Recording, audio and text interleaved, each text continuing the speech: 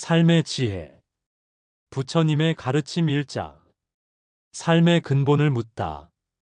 햇살이 아직 차가운 이른 아침, 한 구도자가 부처님 앞에 무릎을 꿇고 간절히 물었다. 스승님, 삶이란 도대체 무엇입니까? 왜 이토록 힘들고 복잡한 것일까요? 부처님은 잠시 눈을 감고 명상에 잠긴 듯 했다. 새들의 지저귐과 바람, 소리만이 정적을 깨뜨렸다. 한참 후 부처님은 천천히 입을 여시며 부드럽게 말씀하셨다. 삶은 바람과 같다. 잠시 머물다 다시 흘러간다. 구도자는 그 답이 너무 간단하다 여겨 의아해했다. 복잡한 인생의 모든 고민이 바람 한 줄기로 설명될 수 있단 말인가? 그러나 며칠을 곱씹어 생각할수록 그 말 속에 담긴 깊은 뜻을 깨달아갔다. 바람이 잠깐 시원함을 주고 사라지듯 우리가 소중히 여기는 모든 것들 마이너스, 젊음의 활력도, 건강한 몸도, 뜨거운 사랑도, 심지어 가족과의 따뜻한 시간마저도 마이너스, 영원히 붙잡아 둘 수 없다는 진실을 담고 있었다. 인간의 본성은 오래 살고 싶어 하고 아름다운 것들을 영원히 간직하려 한다. 그러나 부처님은 바로 그 집착이야말로 모든 괴로움이 뿌리라고 가르치셨다. 법구경의 한 구절이 이를 명확히 보여준다. 마음이 욕망으로 불타면 그 불길은 스스로를 태운다. 욕망은 마치 신기루와 같다. 멀리서 보면 시원한 오아시스 같지만 가까이 다가가면 모래밭일 뿐이다. 목마른 사람이 바닷물을 마시면 갈증이 더욱 심해지는 것처럼 욕망을 채우려 할수록 더 큰 공허함이 찾아온다. 그렇다면 우리는 어떤 태도로 삶을 대해야 할까? 부처님은 가볍고 담백하게라고 답하셨다. 가볍게 산다는 것은 무책임하게 살거나 아무것도 신경 쓰지 않는다는 뜻이 아니다. 오히려 모든 일에 최선을 다하되 그 결과에 집착하지 않는 것이다. 마치 농부가 씨를 뿌리고 물을 주며 정성을 다하지만 수확의 결과는 하늘에 맡기는 것과 같다. 한 제자가 다시 의문을 제기했다. 스승님, 그러면 우리는 아무것도 바라지 말고 살아야 합니까? 꿈도 희망도 모두 버려야 하는 것입니까? 부처님은 자애로운 미소를 띠며 대답하셨다. 바람을 사랑할 수는 있다. 다만 그것을 내 소유라 할 수는 없다. 이 말씀 속에는 깊은 철학이 담겨 있다. 우리는 삶에서 만나는 모든 아름다운 것들을 진심으로 사랑하고 감사할 수 있다. 다만 그것들이 영원히 내 것이라는 착각에서 벗어나야 한다는 것이다. 봄날의 벚꽃을 보라. 그 아름다움에 감탄하고 사랑할 수 있지만 꽃잎이 떨어지는 것을 막을 수는 없다. 오히려 떨어지는 꽃잎마저 아름답다고 여길 때 우리는 진정한 자유를 맛본다. 결국 삶이란 무엇인가라는 근본적인 질문은 우리가 무엇을 소유할 수 있는지를 묻는 것이 아니라 무엇을 놓아야 진정 자유로워질 수 있는지를 묻는 것이다.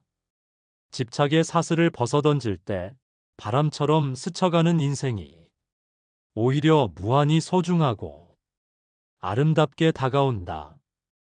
2장 괴로움의 뿌리를 밝히다. 늦은 저녁 달빛이 절간 마당을 은은하게 비추고 있을 때였다. 한 제자가 깊은 한숨과 함께 부처님께 다가왔다. 그의 얼굴에는 견딜 수 없는 고통의 흔적이 역력했다. 스승님, 저는 매일이 고통입니다. 아침에 눈을 뜨면 무거운 돌덩이가 가슴을 누르는 것 같고 밤이면 잠들지 못해 뒤척입니다. 이 괴로움에서 어떻게 벗어날 수 있을까요? 부처님은 제자의 눈을 조용히 바라보며 한참 동안 침묵을 지키셨다. 그 침묵 속에는 깊은 자비와 이해가 담겨 있었다. 마침내 부처님은 입을 여시며 단순하지만 강렬한 진실을 전해주셨다. 괴로움은 집착에서 비롯된다. 집착이란 무엇인가? 그것은 끊임없이 변화하는 세상의 어떤 것을 붙잡아 두려는 헛된 노력이다. 우리는 좋은 집, 많은 돈, 높은 지위를 원한다. 또한 사랑하는 사람, 건강한 몸, 젊은 외모를 영원히 간직하고 싶어 한다. 심지어 좋은 기분, 행복한 순간, 성공의 쾌감까지도 계속 유지하려 애쓴다. 그러나 이 세상에서 변하지 않는 것은 단 하나도 없다. 계절이 바뀌고 꽃이 피고 지며 강물이 끊임없이 흐르는 것처럼 우리의 몸도 마음도 상황도 모든 것이 끊임없이 변화한다. 자바함경의 한 구절은 이를 명확히 보여준다. 모든 존재는 무상하다. 이 무상함을 깊이 이해할 때 괴로움은 점차 사라진다. 사람들은 흔히 이렇게 생각한다. 내가 사랑하는 이 사람을 잃지 않으면 행복할 것이다. 내가 쌓아온 이 지위와 재산을 지키면 편안할 것이다. 내 건강이 계속 유지되면 걱정 없이 살 수 있을 것이다. 그러나 부처님의 가르침은 정반대다. 붙잡을수록 두려움과 불안이 커지고 내려놓을수록 마음이 가벼워지고 자유로워진다는 것이다. 또 다른 제자가 용기를 내어 물었다. 스승님, 그렇다면 우리는 사랑하는 사람에게도 애착을 가져서는 안 되는 것입니까? 가족도, 친구도, 연인도 모두 멀리해야 한다는 말씀입니까? 부처님은 따뜻한 눈빛으로 제자를 바라보며 차분히 대답하셨다. 사랑하되 소유하려 하지 마라. 그대의 진정한 사랑은 상대방이 자유로울 때 더욱 깊어진다. 이 말씀은 우리가 흔히 혼동하는 사랑과 집착의 차이를 명확히 보여준다. 진정한 사랑은 상대방의 행복을 진심으로 바라는 것이다. 그 행복이 나와 함께할 때 오는 것이든 나를 떠나 다른 길을 걸을 때 오는 것이든 상관없이 말이다. 반면 집착은 상대방을 내 만족의 수단으로 여기는 것이다.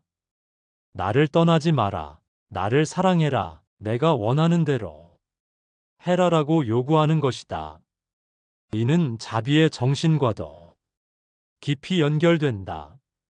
자비란 모든 존재가 괴로움에서 벗어나 행복하기를 바라는 마음이다.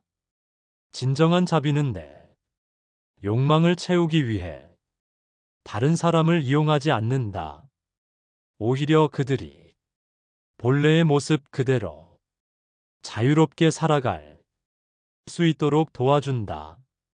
괴로움의 뿌리를 이해하게 되면 인생을 바라보는 관점이 완전히 달라진다. 병이 들어도, 나이가 들어도, 재산을 잃어도, 사랑하는 사람과 헤어져도 그것들을 영원히 내 것이라고 착각했던 무지에서 깨어난다면 괴로움은 훨씬 가벼워진다.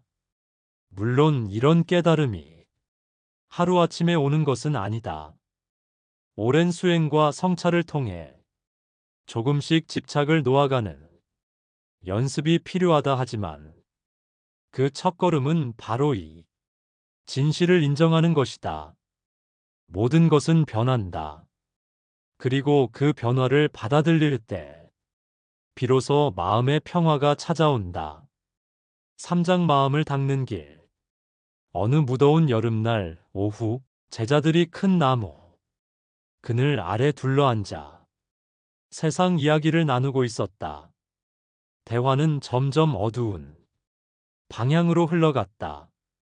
한 제자는 정치인들의 부패를 한탄했고 다른 제자는 곳곳에서 벌어지는 전쟁과 폭력을 걱정했다. 또 다른 이는 사람들의 이기심과 욕망이 세상을 망치고 있다며 분노를 드러냈다. 분위기가 점점 무거워지자 모든 제자들이 자연스럽게 부처님께 시선을 돌렸다. 그들의 눈에는 간절함이 담겨 있었다. 스승님, 이 혼탁한 세상을 어떻게 바꿀 수 있겠습니까? 정의로운 세상을 만들려면 무엇부터 시작해야 할까요? 부처님은 제자들의 얼굴을 하나하나 천천히 바라보며 잔잔하지만 확신에 찬 목소리로 대답하셨다. 먼저 내 마음부터 바꾸어라. 제자들은 순간 당황했다. 그들이 기대했던 답은 아니었다. 마음과 세상은 별개의 문제라고 생각했기 때문이다. 개인의 내면과 사회의 구조적 문제를 동일시하는 것이 옳은가 하는 의문도 들었다. 부처님은 제자들이 혼란을 알아차리고 곧 설명을 덧붙이셨다. 마음이란 모든 생각과 감정이 일어나는 근본 터전이다. 마음이 어지럽고 혼탁하면 세상이 지옥처럼 보이고 마음이 고요하고 맑으면 세상이 정토처럼 보인다. 세상을 바꾸는 일은 바로 이 마음을 바로 세우는 것에서 시작된다. 이는 단순한 정신 승리나 현실 도피를 말하는 것이 아니었다. 깊은 심리적, 철학적 통찰이 담긴 가르침이었다. 중화함경에 기록된 구절이 이를 잘 보여준다. 마음을 다스린 사람은 험한 바다를 건너는 숙련된 뱃사공과 같다. 바다는 때로 잔잔하다가도 갑자기 거대한 폭풍우가 몰아친다 하지만 경험 많은 뱃사공은 그 어떤 상황에서도 침착함을 잃지 않고 배를 안전하게 이끈다. 마찬가지로 세상은 언제나 혼란스럽고 예측할 수 없지만 마음을 바르게 다스린 사람은 그 속에서도 평온과 지혜를 잃지 않는다. 그렇다면 구체적으로 마음을 닦는 방법은 무엇일까? 부처님은 여러 가지 수행법을 제시하셨다. 첫째는 호흡 명상이다. 숨을 들이마시고 내쉬는 것을 집중해서 관찰하는 것이다. 이는 산란한 마음을 하나로 모으고 현재 이 순간에 머물게 하는 효과가 있다. 둘째는 올바른 사유이다. 탐욕, 분노, 어리석음으로부터 벗어난 맑고 지혜로운 생각을 기르는 것이다. 셋째는 자기 관찰이다. 일어나는 욕심과 감정을 판단 없이 있는 그대로 알아차리고 그것에 휘둘리지 않는 연습이다. 그런데 부처님은 특별히 강조하셨다. 수행이란 산속이나 절에서만 하는 특별한 행위가 아니라는 것이다. 밥을 먹을 때는 밥맛에 온전히 집중하고 걸을 때는 발걸음의 느낌에 마음을 두고 사람과 대화할 때는 상대방의 말에 완전히 귀 기울이는 것, 그 모든 것이 바로 수행이다. 한 제자가 여전히 의구심을 품고 물었다. 스승님, 하지만 세상이 이토록 부조리하고 불의로 가득한데 제 마음 하나 바뀐다고 과연 무엇이 달라지겠습니까? 너무 나이브한 생각은 아닐까요? 부처님은 자애로운 미소를 띠며 대답하셨다. 어둠을 걷어내는 것은 어둠에 대한 저주가 아니라 작은 등불 하나다. 한 사람의 마음이 진정으로 바뀌면 그 빛이 주변을 밝힌다. 잔잔한 호수에 던진 작은 돌멩이가 동심원을 그리며 퍼져나가듯 한 마음의 평화로운 변화가 세상의 평화의 물결을 일으킨다. 실제로 역사를 돌아보면 세상을 바꾼 위대한 변화들은 모두 한 개인의 마음 변화에서 시작되었다. 간디의 비폭력, 마틀렴 루터 킹의 사랑, 넬슨 만델라의 용서는 모두 내면이 깊은 성찰과 영적 각성에서 비롯되었다. 따라서 마음을 닦는 길이야말로 세상을 바꾸는 가장 근본적이고 확실한 방법이다. 밖에서만 해답을 찾으려 하지 말고 먼저 자신의 내면을 들여다보는 용기가 필요하다.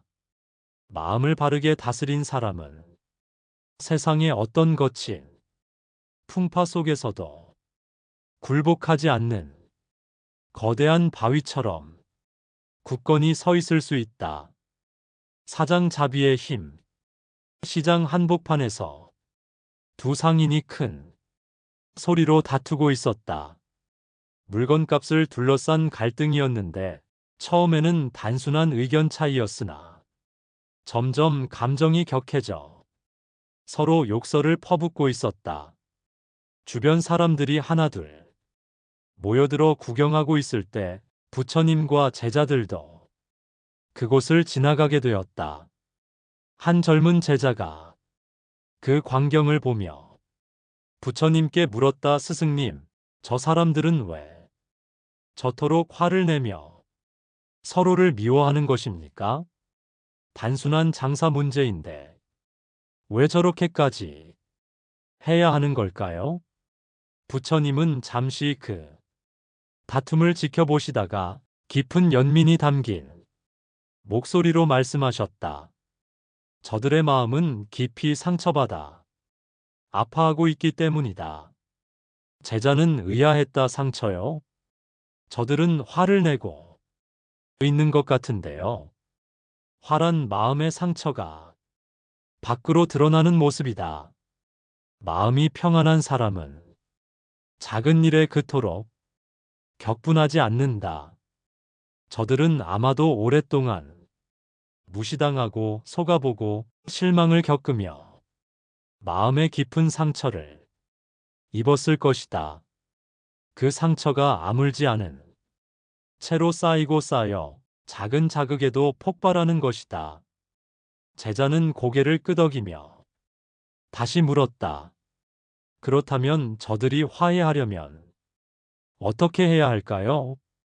부처님은 단호하면서도 자애로운 목소리로 대답하셨다. 자비를 베풀어야 한다. 자비란 무엇인가? 많은 사람들이 자비를 단순한 동정심이나 약한 마음으로 오해한다 하지만 부처님이 말씀하신 자비는 그와는 전혀 다른 것이었다.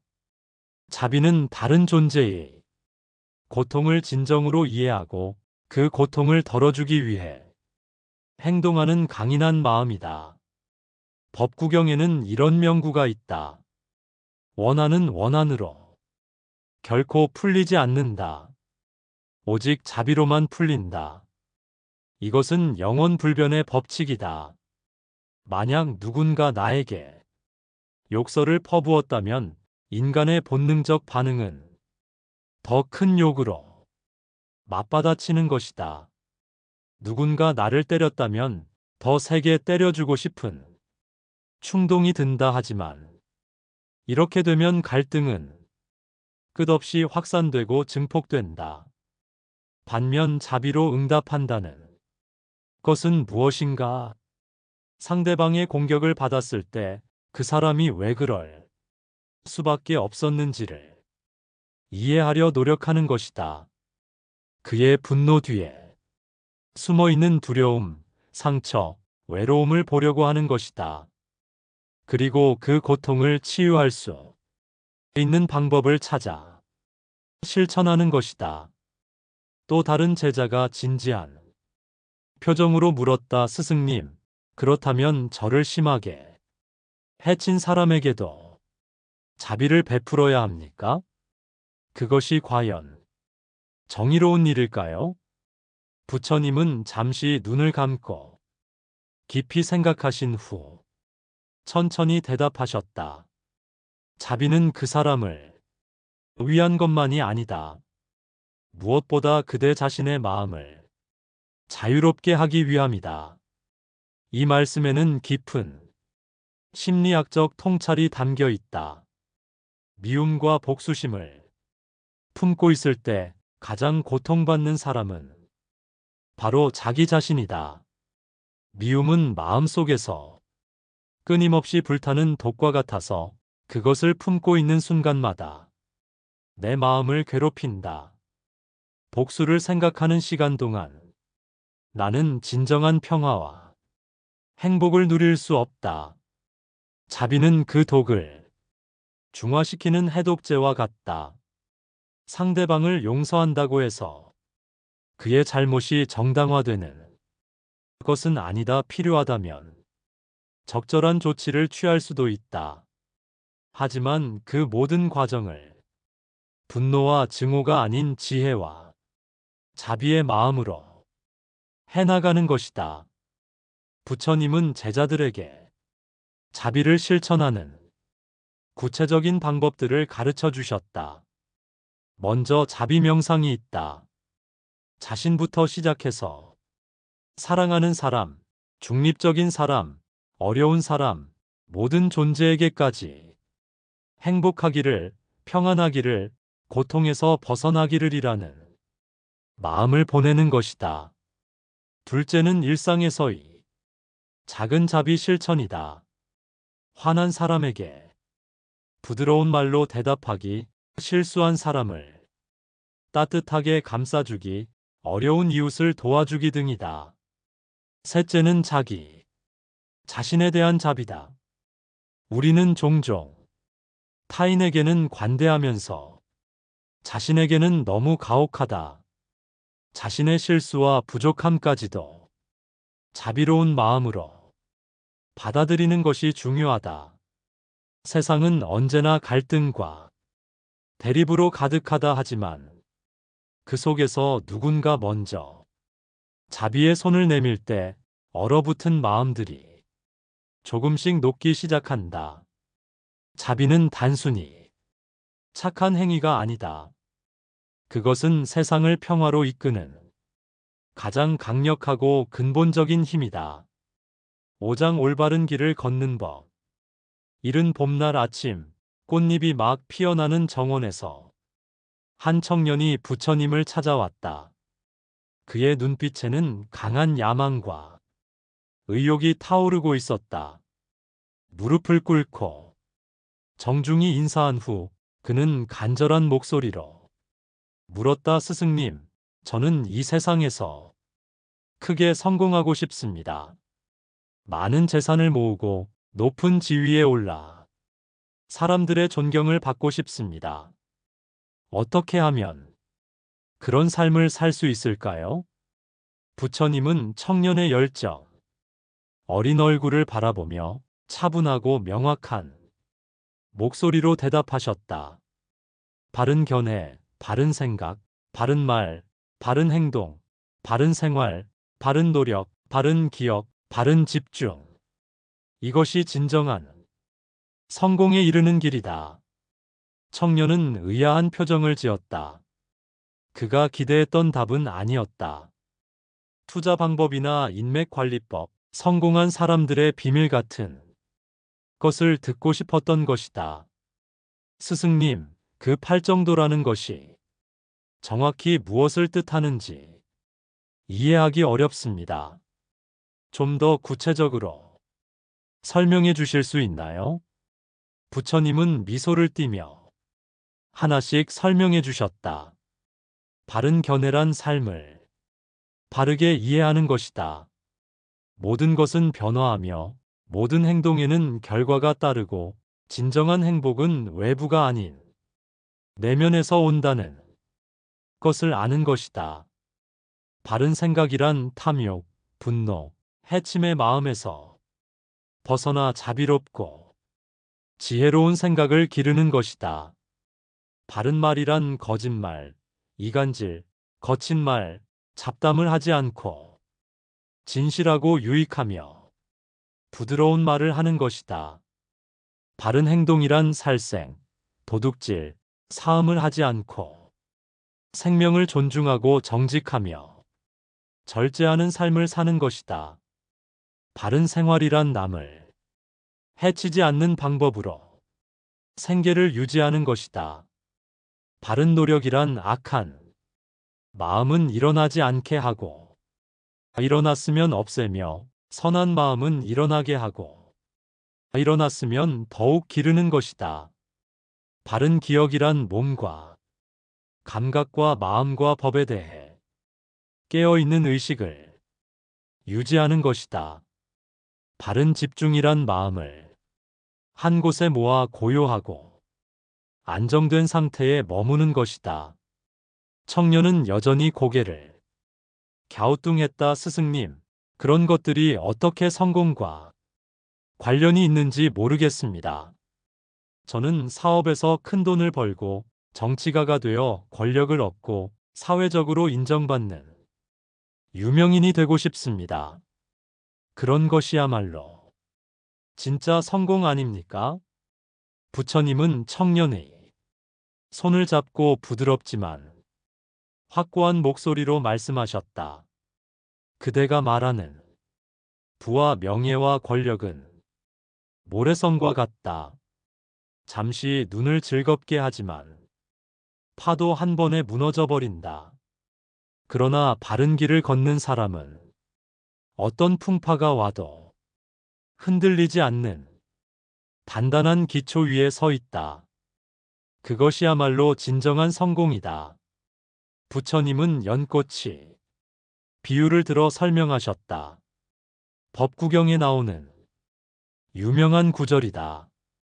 바른 길을 걷는 이는 진흙 속에서 피어나는 연꽃과 같다.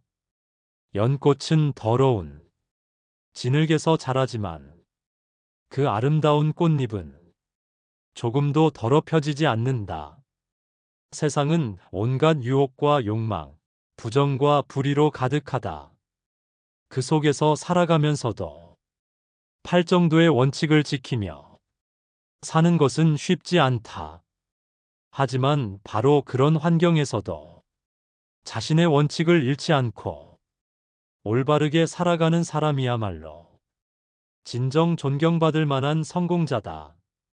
구체적인 예를 들어보겠다. 부처님이 말씀을 이어가셨다.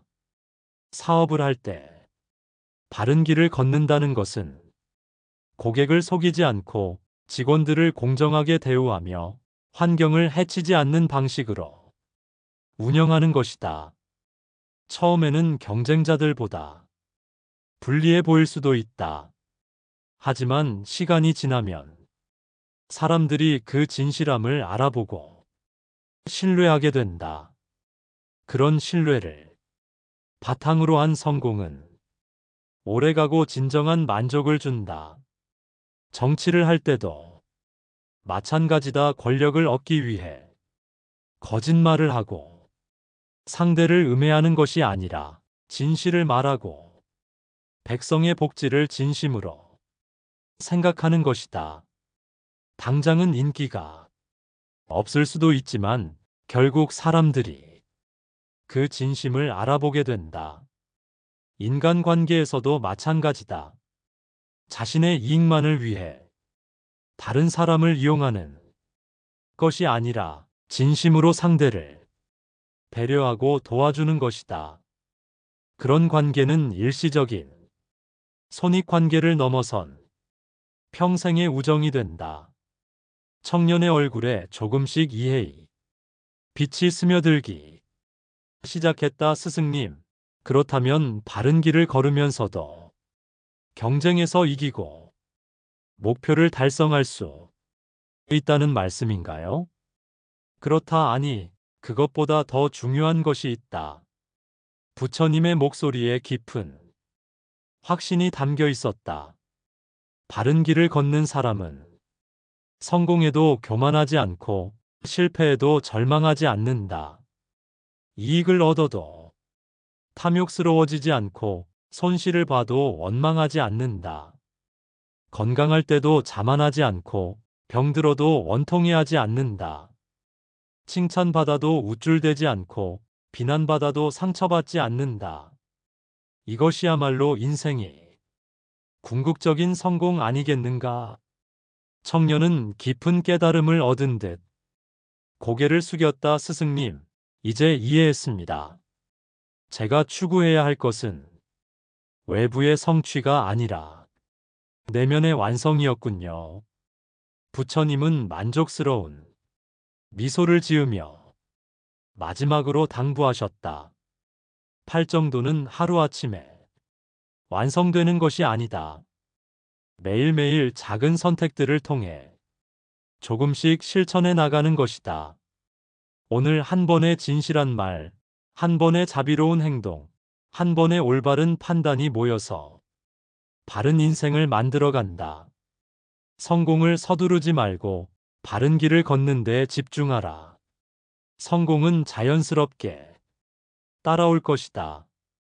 6장. 지금 이 순간의 소중함. 해가 서쪽 하늘에 붉게 물들어가는 저녁 무렵 제자들이 부처님 주위에 모여 앉았다. 하루 종일 수행과 노동에 지친 그들의 얼굴에는 어둠이 드리워져 있었다. 각자의 마음속에는 서로 다른 걱정거리들이 자리 잡고 있었다. 한 나이 든 제자가 깊은 한숨을 내쉬며 입을 열었다. 스승님, 저는 내일이 두렵습니다.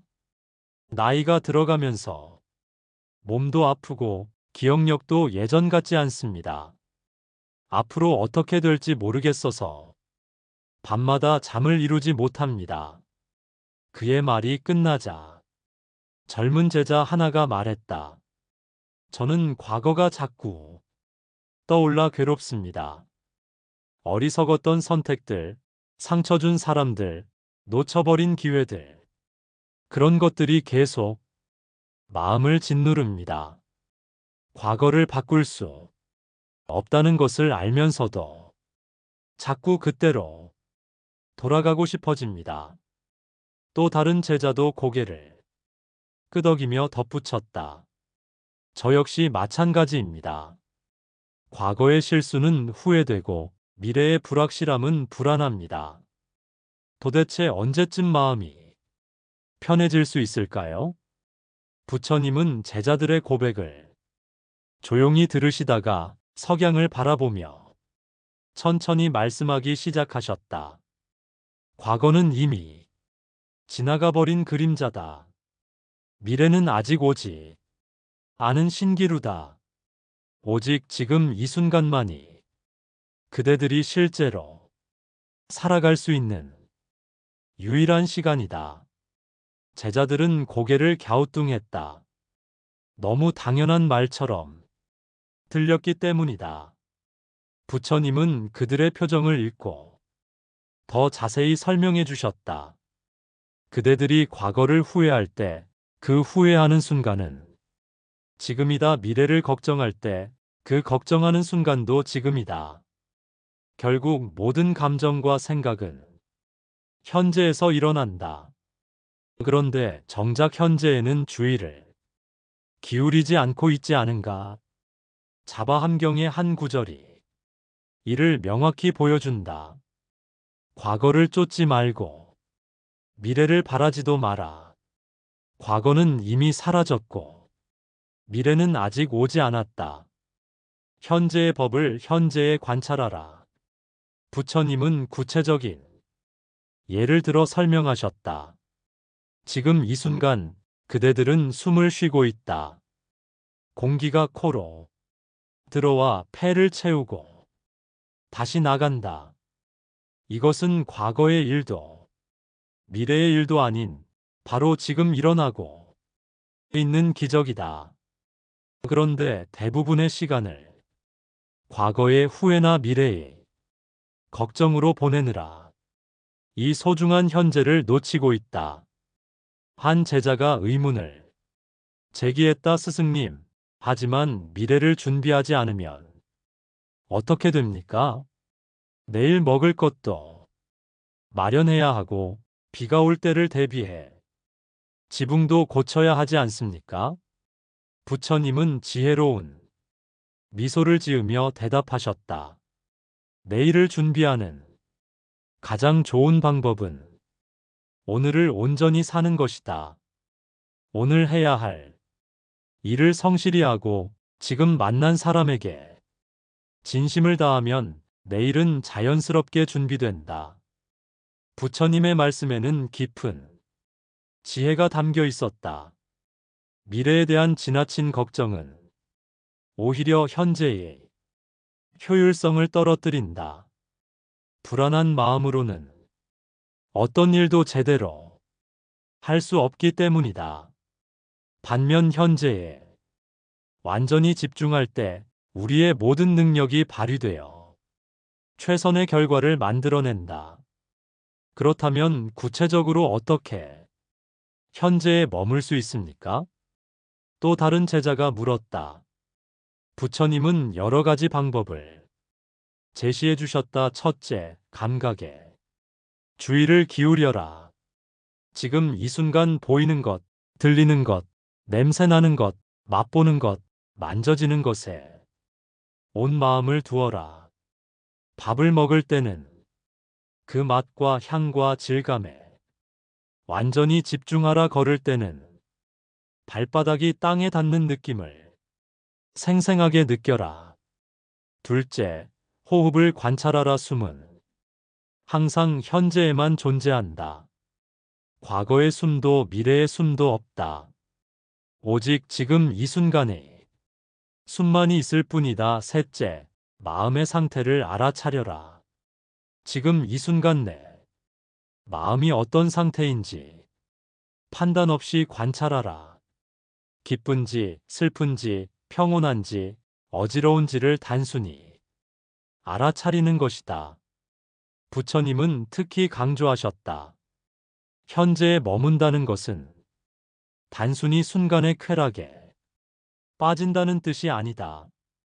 그것은 깨어있는 의식으로 지금 이 순간을 온전히 경험한다는 뜻이다. 한 제자가 감동받은 듯 말했다. 스승님, 말씀을 듣고 보니 정말 그런 것 같습니다. 제가 가장 행복했던 순간들을 떠올려 보니 모두 현재에 완전히 몰입해 있을 때였습니다. 부처님은 고개를 끄덕이며 말씀하셨다. 그렇다. 어린아이들을 보라. 그들이 놀 때는 온 세상이 사라지고 오직 그 놀이만 존재한다. 그때의 그들은 완전한 행복을 누린다. 우리도 어린아이 같은 마음으로 현재 순간에 몰입할 수 있다면 나이와 상관없이 그런 순수한 기쁨을 맛볼 수 있다. 또 다른 제자가 물었다. 스승님, 하지만 현실적으로 과거의 실수를 반성하고 미래를 계획하는 것도 필요하지 않습니까? 부처님은 균형 잡힌 관점을 제시해 주셨다. 물론이다. 과거에서 교훈을 얻고 미래를 준비하는 것은 지혜로운 일이다. 하지만 그것도 현재 순간에 이루어져야 한다. 과거를 반성할 때는 지금 이 순간에 명확한 의식으로 반성하고 미래를 계획할 때도 지금 이 순간에 집중해서 계획하라. 과거나 미래의 마음을 빼앗기지 말고 언제나 현재의 주인이 되어라. 마지막으로 부처님은 제자들에게 깊은 진리를 전해주셨다. 삶의 모든 지혜와 해답은 바로 지금 이 순간 속에 있다. 과거에도 미래에도 없다. 네가 진정으로 살아있는 이 순간, 바로 여기에 모든 가능성이 열려 있다. 이 순간을 소중히 여기고 온전히 살아가는 자, 그야말로 깨어있는 자다. 해가 완전히 지고 어둠이 깔리기 시작했지만 제자들의 마음에는 밝은 빛이 켜져 있었다.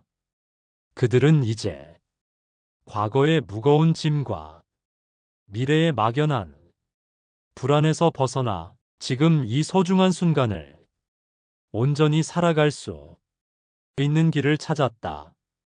부처님의 가르침은 복잡하고 어려운 철학이 아니다.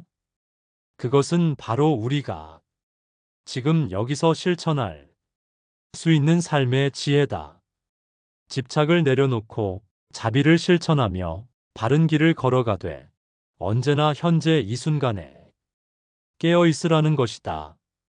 이 모든 가르침의 핵심은 하나로 귀결된다. 진정한 행복과 평화는 외부에서 찾는 것이 아니라 바로 우리 마음 안에서 발견하는 것이다. 마음을 바르게 닫고 현재를 온전히 살아갈 때 우리는 어떤 상황에서도 흔들리지 않는 진정한 자유를 얻을 수 있다. 이것이 2500년 전 부처님께서 깨우쳐 주신 영원히 변치 않는 삶의 진리다.